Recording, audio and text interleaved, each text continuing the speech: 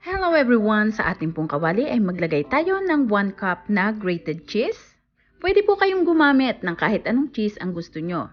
Pwede pong Magnolia or pwede rin po naman ng Eden cheese. Ngayon naman ay lagyan din po natin ng 1 cup na powdered milk. Nido po ang ginamit ko pero kahit anong brand ay pwede nyo pong gamitin. 3/4 cup ng sugar, depende po sa tamis na inyong gusto. 1/2 cup ng cornstarch. At atin lang pong haluin ng mga ito.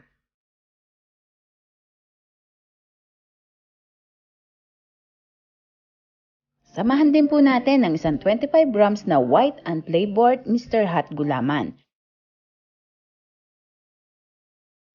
3 cups naman po ng tubig ang ating ilalagay. At habang inilalagay po natin ay ating sabayan ng paghalo or pwede rin naman pong pakonti-konti ang paglagay ng tubig and then saka po natin haluin. Haluin muna po natin mabuti hanggang sa matunaw yung gatas at saka cornstarch bago po natin ito-turn on yung ating kalan. Kaya naman, this is Bella ang inyong kusinera ng Yudelmo's Kitchen. Kung bago ka sa channel na to, syempre, welcome na welcome ka. At kung dati ka naman, welcome back. Kaya naman, don't forget to subscribe, like and share, at pakihit mo na rin ang notification bell.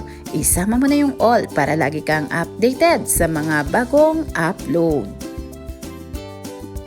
Kapag ganito na po ay buksan na natin yung ating kalan at ilalagay lang po natin sa medium heat.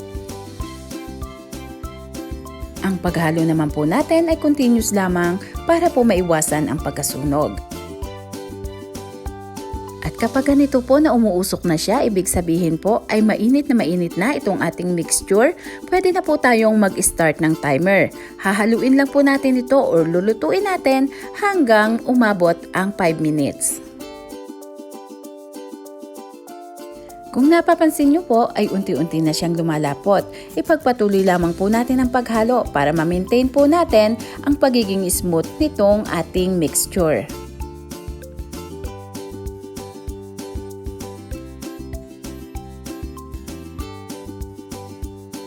Kapag ganito na po ang consistency ay okay na po ito. Saktong-sakto rin po sa 5 minutes na ating timer. Tanggalin na po natin sa apoy at atin naman pong isalin sa isang molder. Pwede po kayong gumamit ng kahit anong molder na meron kayo basta kakasya lang po yung ating niluto. At atin lang pong papalamigin. Iwan lang muna po natin dyan at isusunod naman natin yung ating next flavor or yung isang layer na para sa ibabaw. Gagawa po tayo ng ganito rin pero dadagdagan po natin ng ube flavor. At ngayon muli sa kawali ay ilagay natin ang mga ingredients tulad po nitong powdered milk. Samahan din natin ng cornstarch. Isama na rin po natin ang asukal at lalagyan din po natin ng ube powder. Pwede rin po kayong gumamit ng halaya kung yun po ang mas prepared nyo na flavor dito.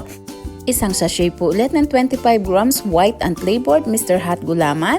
At ngayon naman ay ating haluin at idagdag po natin ang ating grated cheese. 1 cup din po ng grated cheese ang ating isasama dito.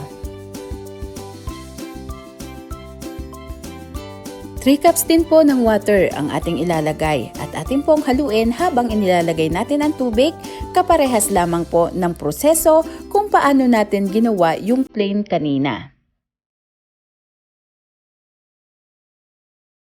And again, hahaluin muna po nating mabuti hanggang sa magsama-sama ang lahat ng ingredients bago po natin bubuksan ang ating kalan.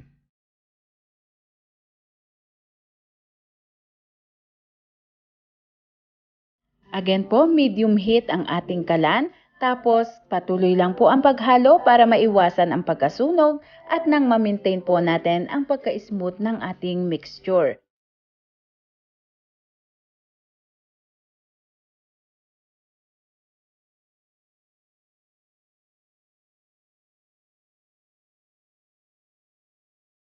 Iset na po natin ang ating timer. Start na po natin kapag ganito na umuusok na yung ibabaw. At lulutuin lang po natin ulit. Kaparehas ng kanina, 5 minuto lamang po.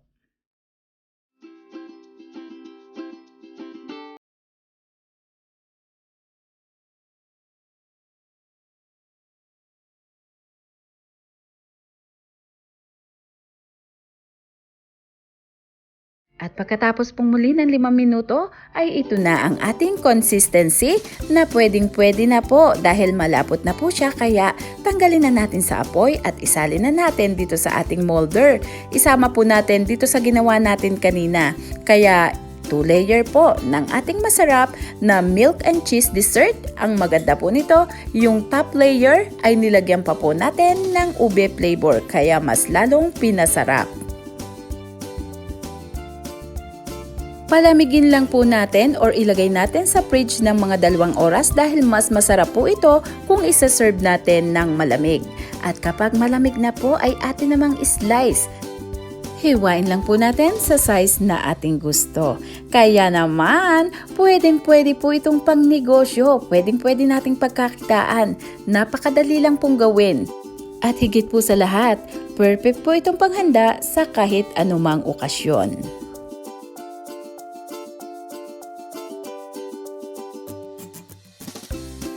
Ngayon naman po ay muli nating lagyan ng grated cheese sa ibabaw. Kaya mas lalo po itong pinasarap at pinalinamnam. Kaya naman mega love shoutout po sa inyong lahat. Comment lang po sa baba ang mga gustong magpa-shoutout at sa susunod na video po natin ay inyong abangan. Para naman po sa mga nakapag-comment na at hindi ko pa po nasa shoutout, maghintay-hintay lang po kayo sa ating mga susunod na videos dahil hindi pa po ako tapos magbasa ng ating mga comments. Pero binabasa ko po lahat yan. Kaya hintay-hintay lang po tayo. At again, announcement, ang ating pong Christmas parapol ay sa December 23, 10 a.m. Pinas time, 10 sako po ng bigas, 10 grocery pack, at saka po meron tayong mga pajikas. Kaya kita-kita po tayo sa ating live dito sa YouTube at meron din po sa Facebook page ng Yudelmo's Kitchen. So ayan, ito na po, itsura pa lang ang ganda na. At syempre, kailangan natin tikman yan. Ang sarap po, ang linamnam. Kaya naman, maraming salamat pong muli sa inyong lahat. Bye-bye at mag-ingat po tayo.